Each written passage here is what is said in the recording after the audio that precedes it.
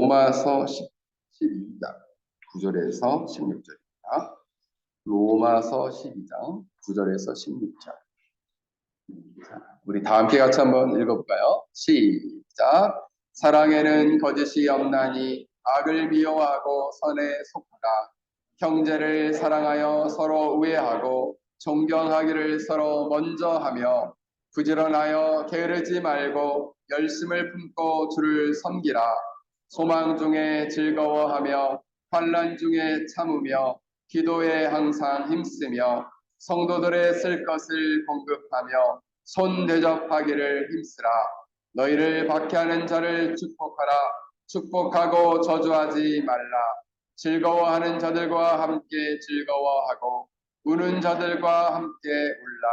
서로 마음을 같이하며 높은 데 마음을 두지 말고 도리어 낮은 데 처하며 스스로 지혜 있는 채 하지 말라. 아멘. 잠깐 기도하겠습니다. 하나님, 이 시간 저희들의 말씀을 듣겠습니다. 우리 어린 생명에서부터 작년의 일기까지 들을 길을 허락하여 주시고 이 말씀이 영혼 안에 심겨져 우리의 신념과 생각과 느낌이 변화되게 하시고 우리의 삶과 삶의 습관과 인생이 변화되는 놀라운 기적의 은혜를 베풀어 주시옵소서. 성령께서 설교자를 장중에 붙드시길 비오며 예수의 이름으로 기도하옵나이다. 아멘. 오늘 말씀의 제목은 인생 질문 시리즈 17번째, 다른 사람을 공감하는 인생을 살고 있습니까? 라는 주제를 가지고 말씀을 전하겠습니다.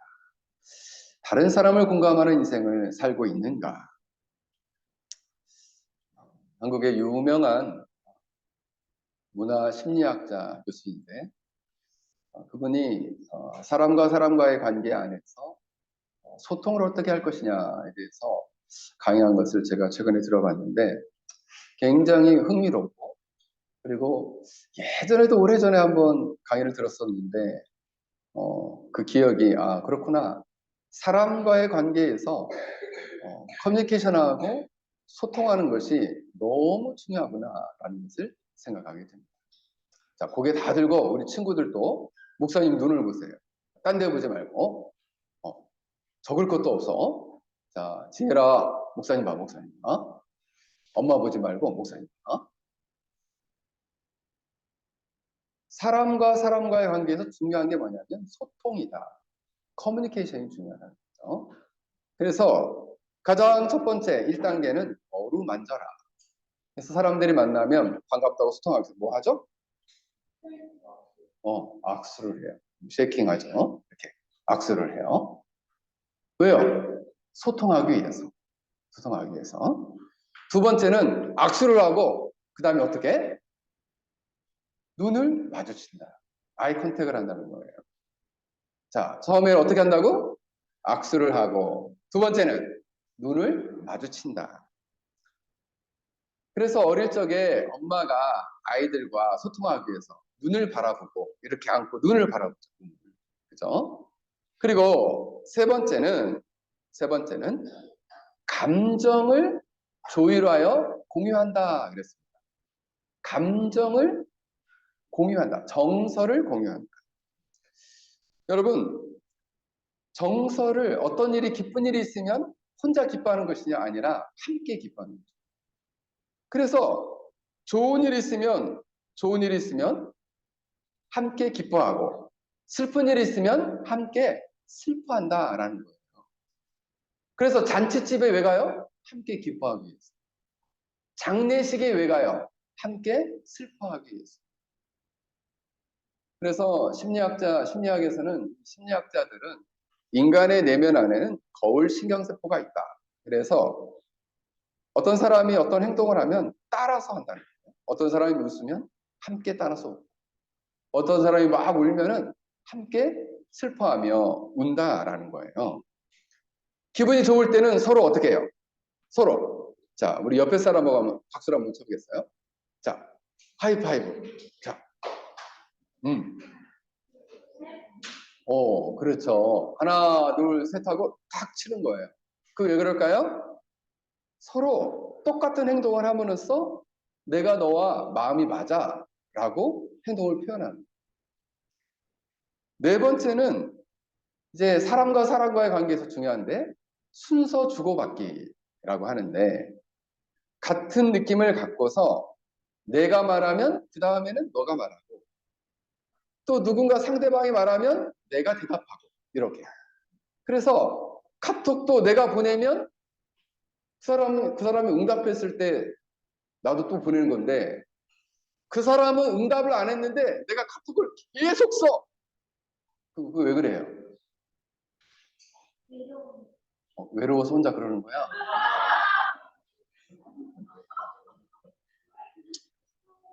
예전에 제가 어떤 사람한테 그분이 저한테 몇백 통 그랬어요. 몇백 통 카톡을. 나는 답을 안 했는데. 그거 왜 그래요?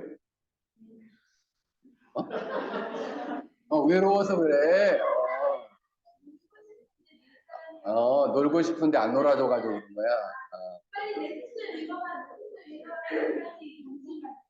어, 어? 전화하면 되는데. 그러게. 이처럼, 그래서 우리 친구들도 말을 할 때 자기 혼자만 막 말하는 거야. 어떻게? 내가 한 번 말했으면 친구도 한 번 말하고. 이렇게 주고받기가 돼야지 소통이 된다라는 거예요. 그런데 이제 두 가지가 더 있는데, 이거는 사람과 사람과의 관계가 아니라, 그러면 주고받을 때 뭘 주고받을 거냐 해서 서로 공감할 수 있는 무언가 대상이 있다는 거예요. 그래서 무언가 함께 이야기할 수 있는 공통의 관심사를 서로 맞추는 것을 원한다는 거죠. 그래서 우리 학생들 같은 경우는 유명한 K-팝 스타, 내가 잘 아는 사람이 있다. 누굴 잘 아냐? 그래서 그걸 가지고 또 막 얘기를 하는 거야. 그죠? 그리고 나이가 들면은 중년이 되면 어떻게 돼요? 건강에 대해 관심사가 많아요. 그래서 무슨 약이 좋다더라 그러면서 그 약에 대해서 서로 공유도 하고. 우리 페낭에서는 또 오늘도 이렇게 차 타고 오면서 얘기했는데 어느 병원이 좋으냐? 그 병원에 대해서 또 이야기. 그죠? 아이들 공부하는데 학원이 어디가 좋으냐? 어디가 좋은지 서로도 공유하고. 그죠? 어떤 선생님이 좋으냐? 그 얘기도 공유하고. 뭐예요? 공통의 관심사를 나눈다. 여러 사람이 공통의 관심사를 막 이야기하고 있는데 어떤 사람은 혼자서 엉뚱한 얘기를 해. 그 왜 그래요? 공통의 관심사에 초점을 못 맞추고 있는. 그거는 스스로 어떻게 해? 스스로 고립을 자처하는 거. 마지막 여섯 번째는 어떻게 해요? 서로의 생각과 그리고 상황을 함께 이해하고 그리고 생각하는 거예요. 이것을 다른 말로는 서로의 생각을 관점을 수용하기라는 거예요. 이게 사자성어로는 역지사지라고 하는데 커뮤니케이션에서 가장 중요한 마지막 단계는 뭐냐면 다른 사람 입장에서 생각해 보기. 그래서 다른 사람이 서 있는 발 위에, 다른 사람이 서 있는 장소 위에, 다른 사람이 서 있는 위치, 그 위치에 자기가 서 보는 거예요. 다른 사람이 서 있는 발, 장소, 위치 위에 자기가 서 보는 거예요. 이것을 다른 사람 입장에 서보기. 그 사람의 새로운 생각을 이해하고 생각하는 거죠. 이게 소통에 있어서 마지막 단계예요. 다른 사람이랑 저 사람이었다면 내가 어떻게 생각했을까를 생각하는 거죠. 그런데 이 소통을 하기 위해서는 그 소통보다 첫 번째 단계가 뭐냐면 공감을 해야지 소통할 수 있다. 공감을 해야지. 그래서 오늘 로마서 12장에 보면 하나님과의 관계 안에서 사람과의 관계 안에서 어떻게 소통하며 사랑을 가지고 어떻게 소통하고 어떻게 공감해야 할지를 이 원리를 설명하고 있습니다. 특별히 우리 페낭 열린교회 사랑하는 성도들, 오늘 이 예배에 참석한 하나님의 거룩한 자녀들이 주님의 사랑을 가지고 어떻게 공감하고 소통해야 하는가. 보통 이 로마서를 보면은 사람들이 교리적인 책으로 보통 말합니다. 근데 이 로마서는 교리로만 끝나는 건 아니에요. 1장과 2장에서는 하나님의 진노와 심판에 대해서 얘기해요. 그리고 3장에서는 인간이 그 심판 때문에 어떠한 처지에 놓여 있는가를 이야기하고, 그리고 4장부터 11장까지는 이런 하나님의 심판 아래 놓여 있는 인간들이 복음을 통해서, 예수 그리스도의 십자가의 복음을 통해서 어떻게 구원에 이를 것인가에 대해서 다룬다면, 오늘 이 본문 12장부터는 구원 얻은 백성들이 하나님과의 관계에서, 또 사람과의 관계에서, 특히 사람과의 관계 중에서 나를 향해서 악한 심정을 가지고 대하는 사람들을 내가 어떻게 대할 것인지. 서유라 목사님 앞에 봐야지. 사람과의 관계 안에서 나를 힘들게 하는 사람을 내가 어떻게 대할 것인지에 대해서 그 사람과는 어떻게 소통하고 그 사람과는 어떻게 사랑을 나눌 것인가에 대해서 오늘 성경은 말씀해주고 있다는 거예요. 그래서 오늘 본문에 보면 1절에서 2절은 하나님과의 관계, 3절에서 8절은 공동체 안에서 한 지체로서 자기 자신을 어떻게 세워야 할지에 대해서 말씀해주고 있습니다.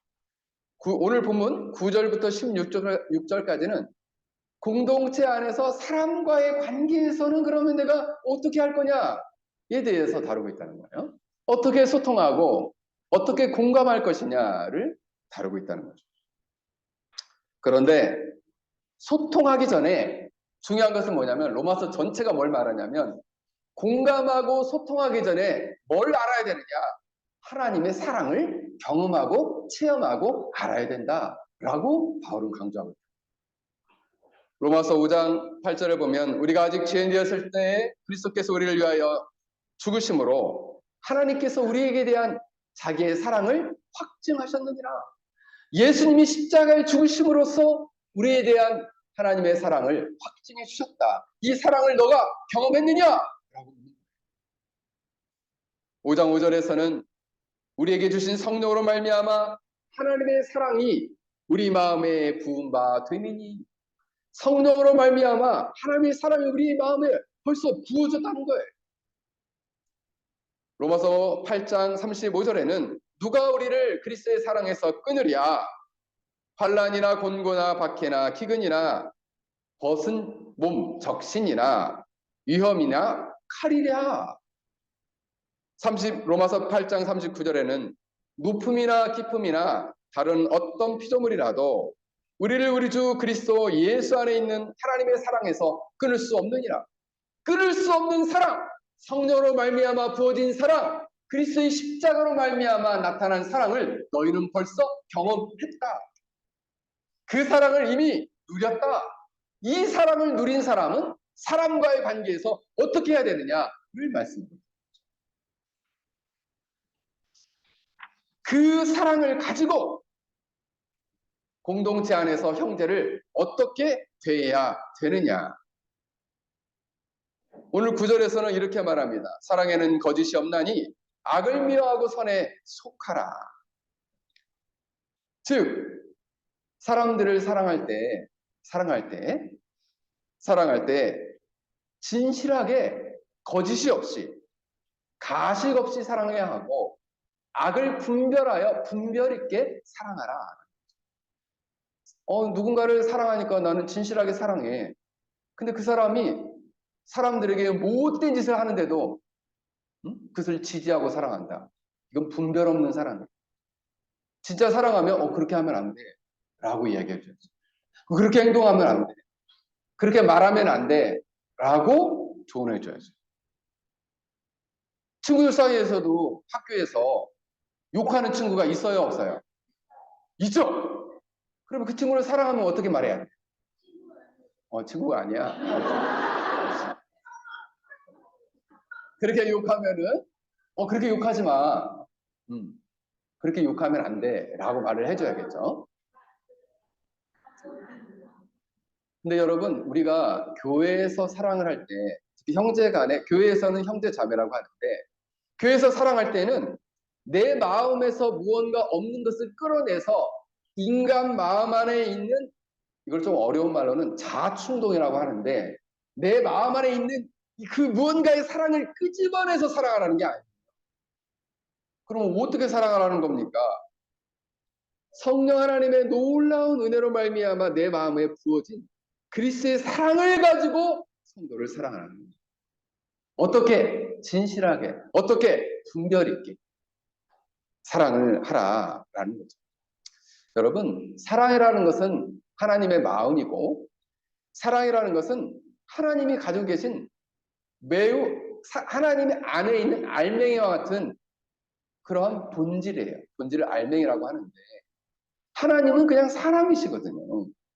그래서 우리가 하나님을 믿는다라는 것은, 잘 들어보세요. 우리가 하나님을 믿고 따른다라는 것은 하나님의 사랑을 깨닫고 그 사랑을 나의 것으로 만드는 것이죠. 그럼 내가 하나님을 잘 믿는 사람은 하나님의 사랑이 그득한 사람. 하나님을 잘 믿는다고 하면서 사랑이 없는 사람이 있을 수 있겠죠. 하나님 잘못 믿는 거예요. 하나님을 잘 믿는 사람은 사랑이 많아야 돼요. 사랑에게 옆구리를 쿡 찌르면 사랑 하고 튀어나와야 돼요.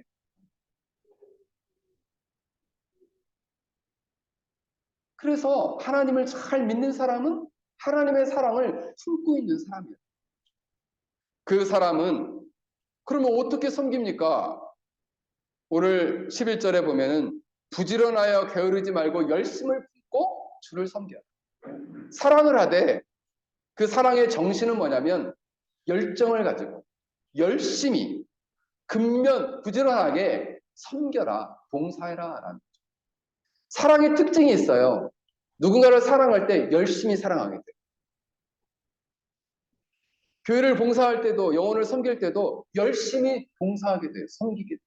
어떤 마음으로? 주님을 섬긴다는 마음. 내가 여러분들이 교회 안에 있는 성도들을 섬기는 것은 주를 섬기는 거예요.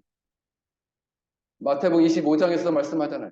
내가 언제 주님을 제가 어려울 때 먹을 것을 줬고 감옥에 갇혔을 때 내가 찾아가 봐줬고 헐벗었을 때 내가 입혀줬습니까?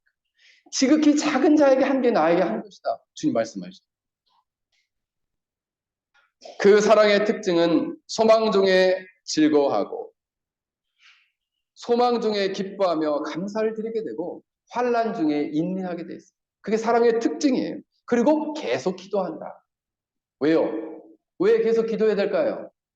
사랑이 늘 우리 안에 있는 게 아니기 때문에 그래요. 하나님과의 관계에서 매일매일 사랑을 공급받을 때 여러분이 주님의 사랑으로 사랑할 수 있는 거예요. 공급받지 못하면요. 사랑이 안 나와요. 사랑이 안 나오면 뭐가 나올까요? 죄된 본성이 발휘돼요. 예수님을 믿는 신자가요. 그렇습니다. 그래서 날마다 그 사랑을 공급받아요.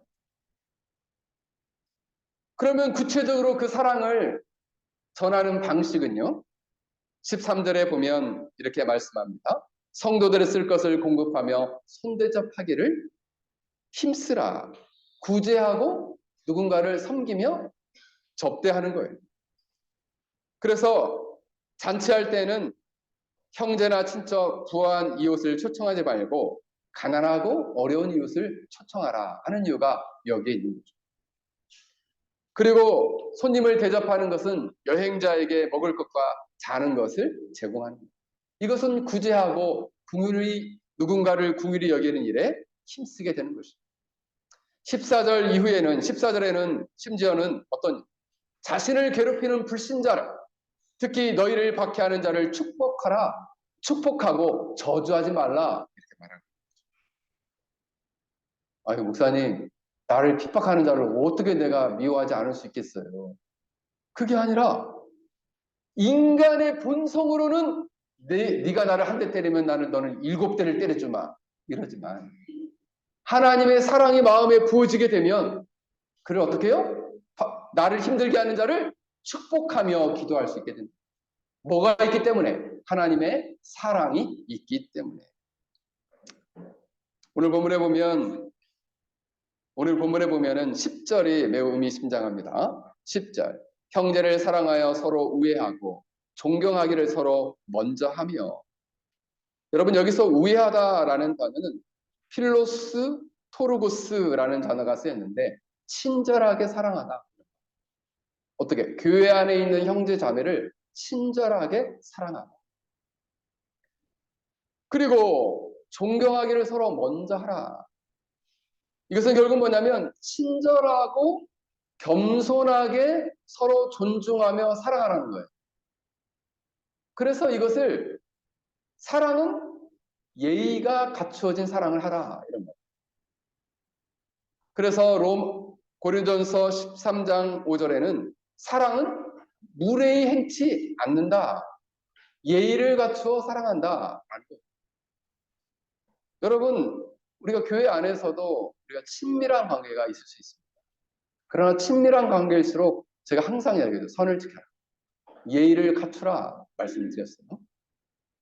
만약 친절하고 겸손하게 대하지 않으면 사람은 어떻게 생각하냐면 저 사람이 나를 무시하는구나.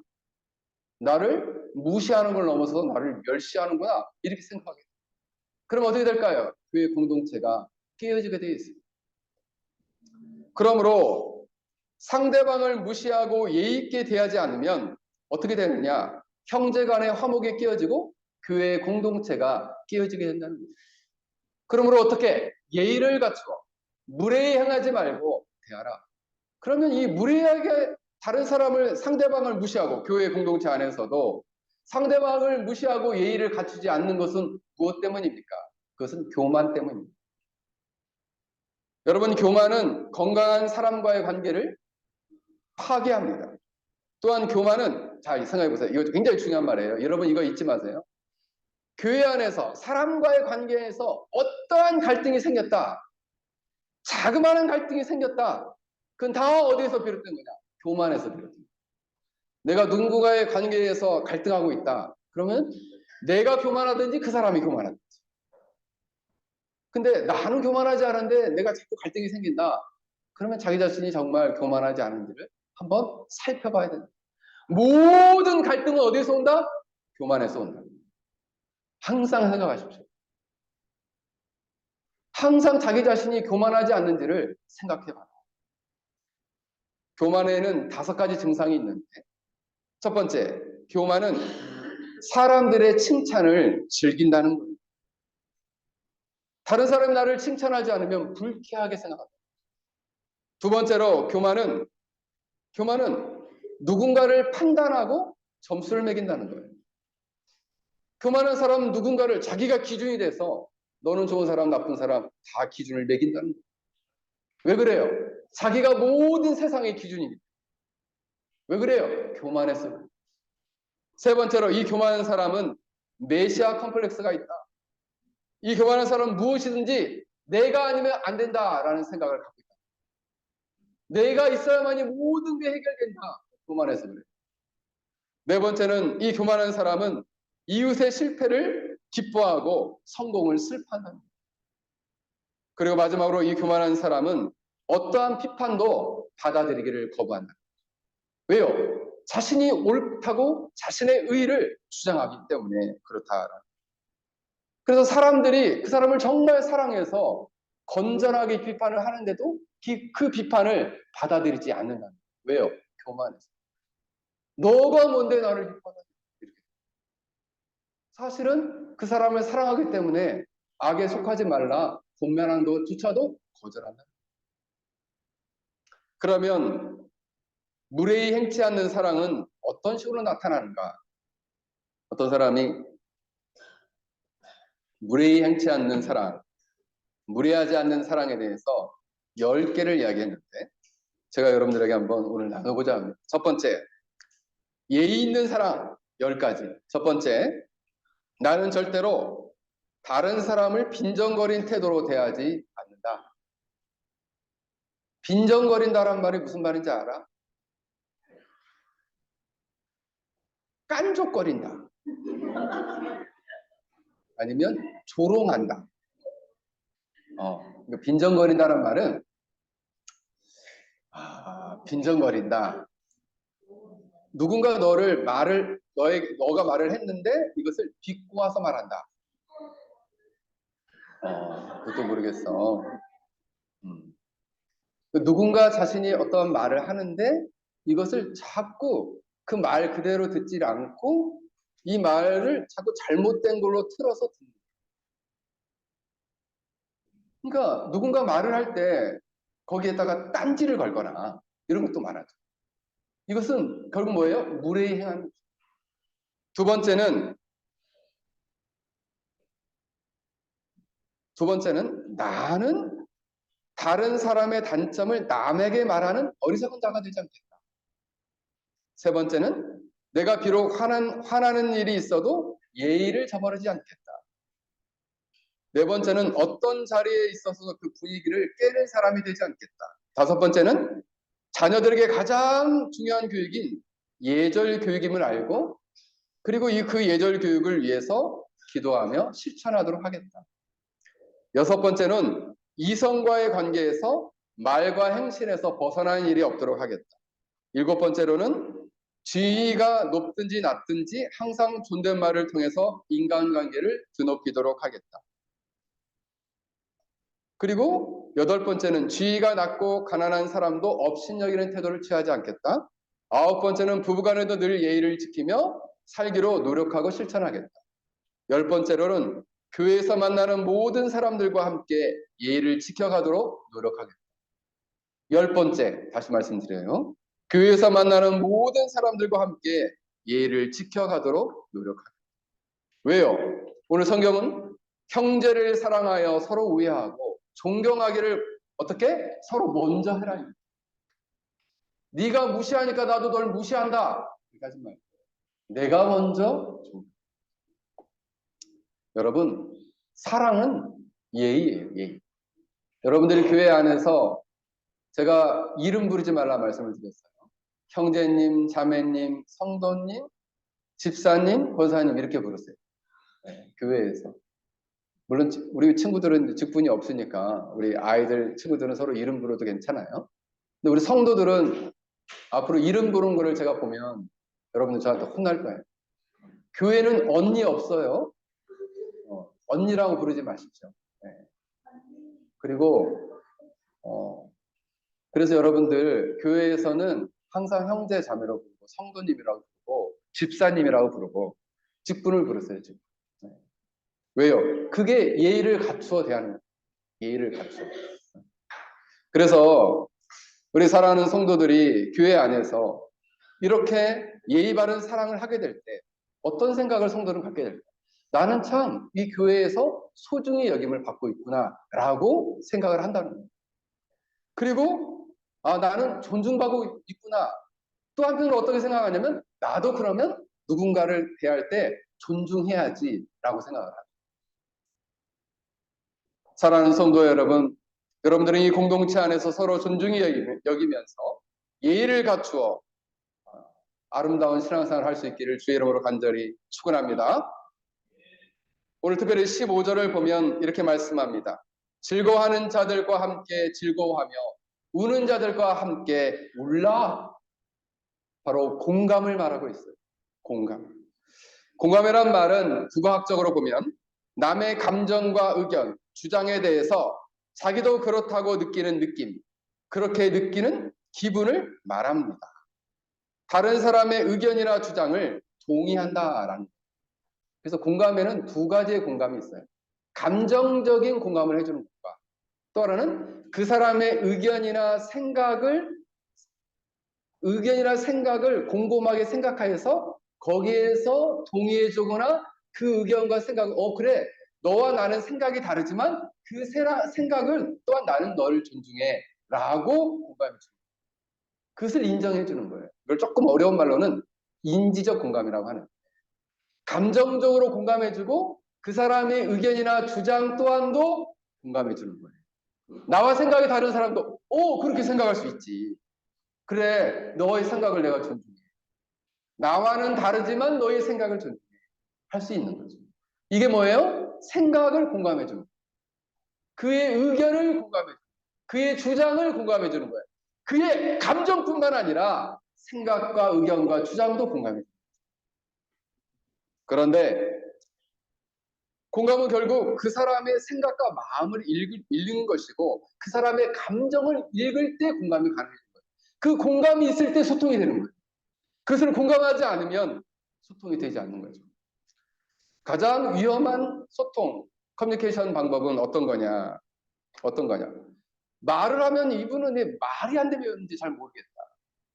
가장 먼저는 어떤 사람이 공감이 위험하느냐? 상대방의 말을 끝까지 듣지 않고 끊고 자기의 생각만 계속 말하는 사람. 대화가 안 되는 사람이에요. 그런 사람하고는 오래 관계를 맺기가 매우 어렵죠. 또한 나는 아직 말이 안 끝났는데 벌써 내 생각을 잘 인식을 못했음에도 불구하고 지레 짐작해서 결론을 내리고 말하는 사람. 아주 위험한 커뮤니케이션 하는, 위험한 소통을 하고 있는 거예요. 그래서 공감을 잘하는 사람은 항상 사람과의 관계에서 뭐가 있어야 되느냐. 공감은 크게 영어에서는 두 가지를 말합니다.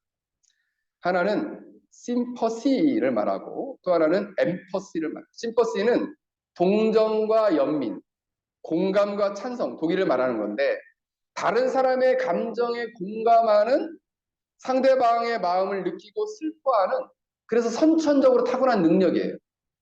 그러니까 이것은 원래 갖고 있는 능력이에요. 이것이 많은 사람이 있고 적은 사람이 있는데 엠퍼시는 무엇이냐 하면 그래서 장례식에 가면 그 장례식에 가서 그 사람과 슬픔을 나누고 나와서는 계속 슬퍼하고 있지는 않아요. 왜?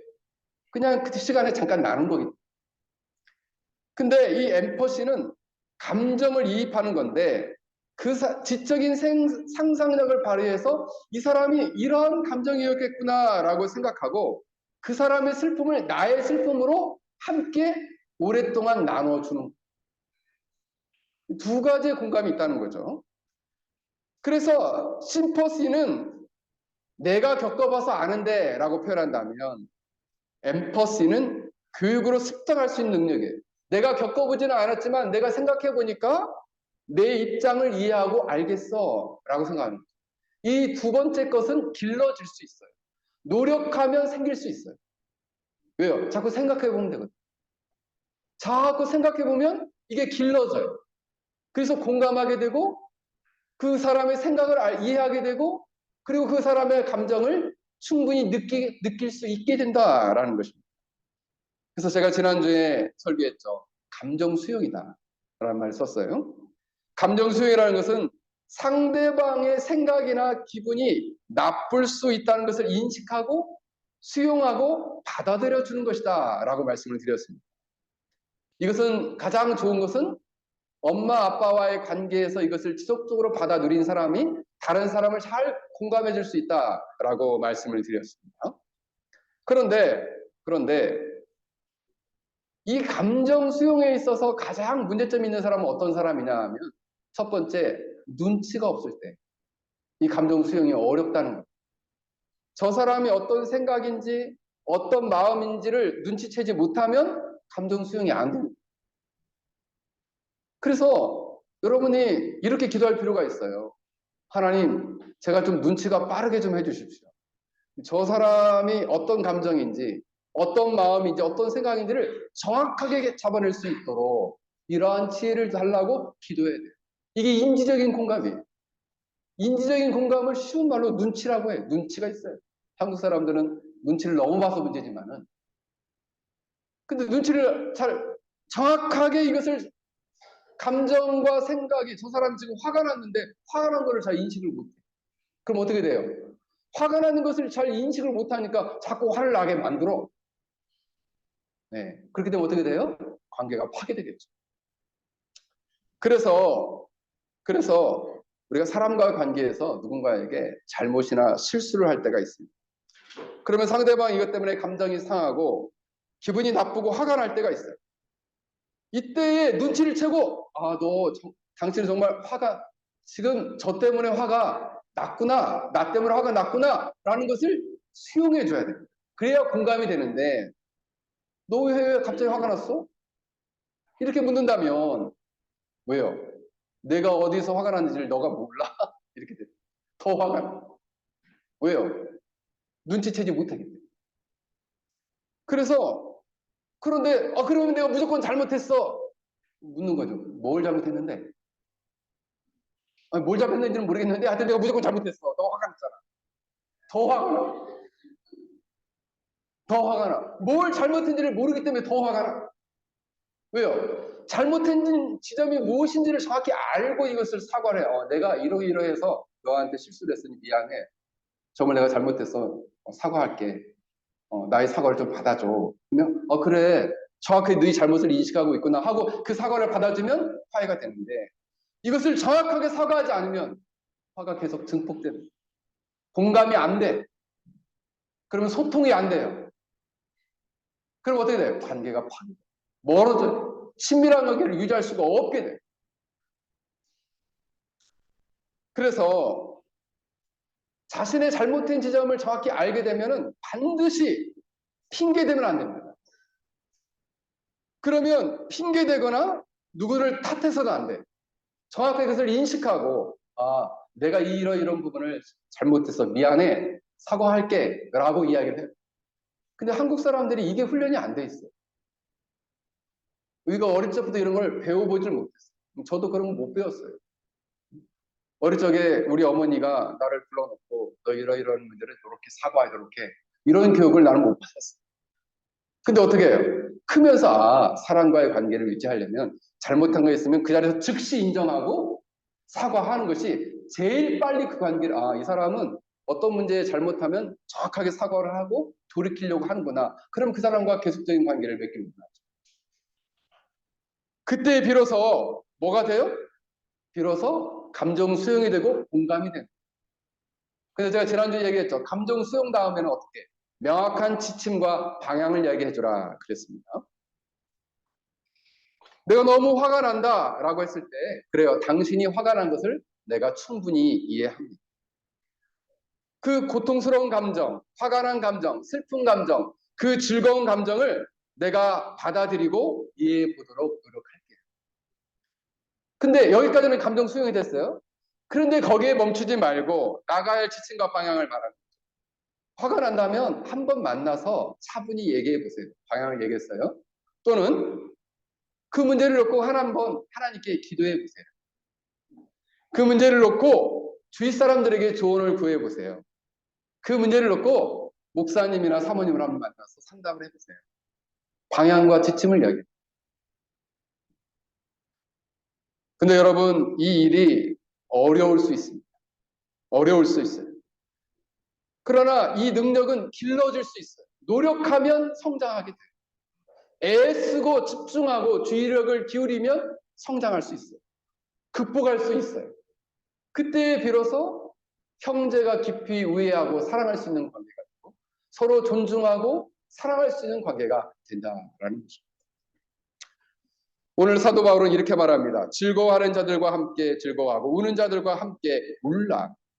이 말은 원문에 보면은 어떻게 나오냐면 능동적으로 계속하여 함께 즐거워하고 운다 하는 말입니다.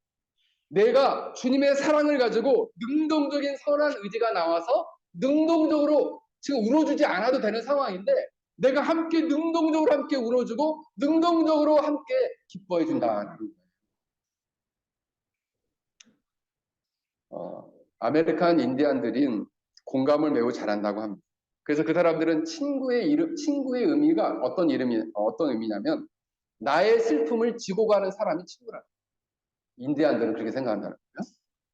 그래서 그 사람들이 1996년도에 그 리더십 그룹에서 성명을 발표했는데 우리는 공동체 안에서 한 사람의 영광을 모두의 영광으로 여기고 또 한 사람의 슬픔을 모두의 슬픔과 고통이 되도록 여기자라고 발표를 했다. 근데 이것이 일반적인 사람들이 갖고 있는 공감이라면 오늘 로마서 12장에서 말하고 있는 이 성경적인 공감은 개인적인 선의 또는 개인적인 노력으로 공감하는 것을 넘어서서 어떻게 말하느냐. 이 로마서 전체에서 말하고 있는 그리스도의 십자가를 통해 나타난 사랑을 경험한 사람, 성령으로 부어진 놀라운 사랑을 경험한 사람, 환난이나 기근이나 박해나 기근이나 그리고 위험이나 칼로 끊을 수 없는 그 주님의 하나님의 불붙는 사랑을 가지고 적극적으로 공감하고 적극적으로 함께 울어주고 적극적으로 함께 슬퍼하고 적극적으로 함께 기뻐하라는 거예요. 이것을 제가 다른 말을 만들어 봤는데 사랑적 공감을 가져라. 아유, 난 저분하고 말이 안 통해. 그건 뭐예요? 인간의 선의로는 말할 수 공감이 안 돼. 근데 우리는 그걸 뛰어넘어야 뭘로? 사랑의 공감. 어떤 사랑? 예수님의 사랑의 마음을 갖게 되면 공감할 수 없는 사람조차도 공감할 수 있게 됩니다. 예수님의 사랑이 내 마음에 끊임없이 부어지게 되면 적극적으로 누군가의 슬픔을 함께 슬퍼해주고 누군가의 기쁨을 적극적으로 함께 기뻐할 수 있게 된다는 거예요. 이것이 교회 공동체 안에서 이루어져야 한다. 그게 바로 뭐냐면 사랑적 공감이에요. 형제 간에 서로 우애하고 서로 존중이 대하는 사랑을 말해요. 그런 공동체를 말해요. 거기 뭐가 필요해요? 사랑적 공감. 거기에 뭐가 필요하다고? 우리가 누가 한번 얘기해 볼까요? 우리 친구들 중에서. 목사님이 말한 5글자. 5글자 아니야? 우리 현지. 사람적? 사람 아닌데?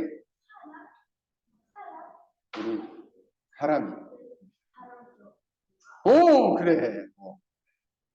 사랑적 공감을 해. 히브리서 4장 15절에 보면 예수님도 이렇게 말씀하셨어요.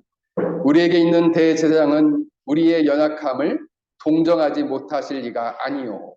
이 동정하다는 단어는 심파데스라는 단어가 쓰였는데 함께 고생하다 누구와 같은 것을 겪다 동정하다 이런 말. 하나님께서는 예수님께서는 이 땅에 오셨을 때 병든 자를 고칠 때에 예수님의 능력을 과시하기 위해서 고친 게 아니에요.